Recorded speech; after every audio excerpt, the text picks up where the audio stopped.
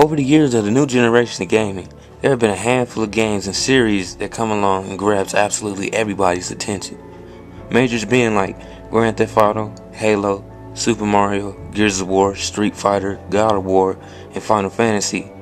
Next, as to be expected, is a highly anticipated game, Alan Wake, a psychological thriller that brings many thoughts to mind and continues to surprise. But does it live up to the hype? Let's find out.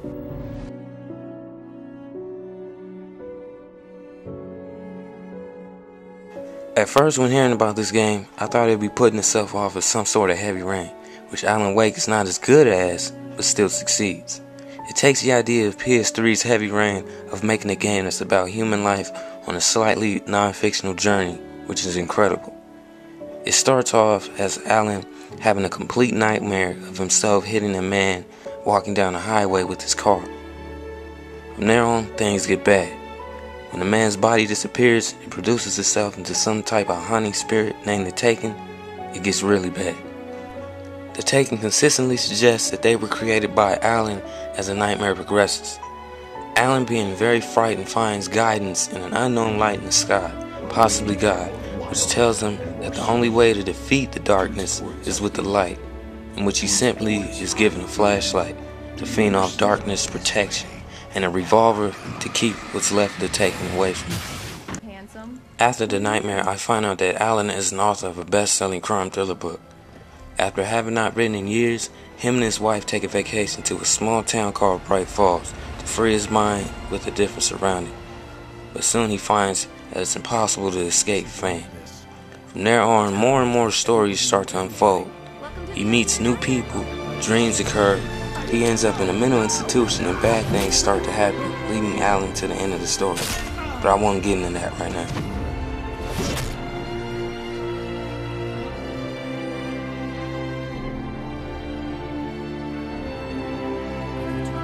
The visuals of Alan Wake is powered by the veteran Havoc gaming engine, which has been around since Super Mario Smash Bros. It continues to remove itself with graphics in games like SmackDown vs. Raw 2010, Soul Calibur 4, and the upcoming StarCraft 3 and Diablo 3.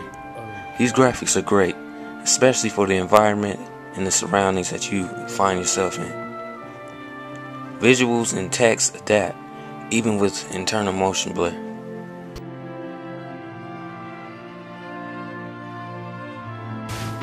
The gameplay of Alan Wake is very loose. Some controls seem fit, some are not. But like every other game, you just have to get used to it. A small arsenal of weapons, but not a big load needed for this game, because you have to remember it's a story meant for basic human tactics, rather than running through shooting.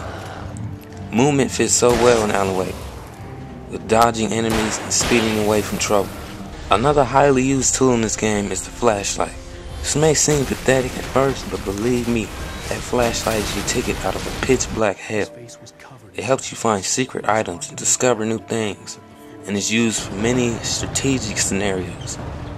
Like any other game, it has its slight moments of glitches and errors, but overall gameplay succeeds and floats the game to great elevations.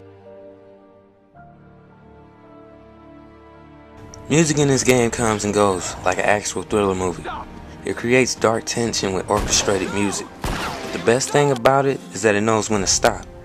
Being you get into a sketchy part where everything's pitch black and the music completely drops, leaving you with that silent scare, guessing on what's gonna come and jump out at you or what happens next.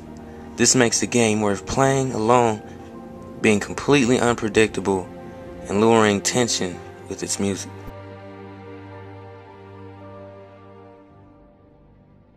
All in all, the team at Microsoft Gaming, Remedy Entertainment, and Havoc Gaming Engine did more than a great job of putting this game together for the thrill and for the fun. It's a game that needs to be paid attention to, even more than it already has. And does it live up to being the next big series? In my opinion, the answer is yes. Though this game was a great breakthrough, I see plenty of room for success down the line of more episodes. I give this game a 9.1 out of 10 for a great plot, visuals, and use of what they got. I recommend this game to anyone who likes mystery, a good story, and wants to be spooked.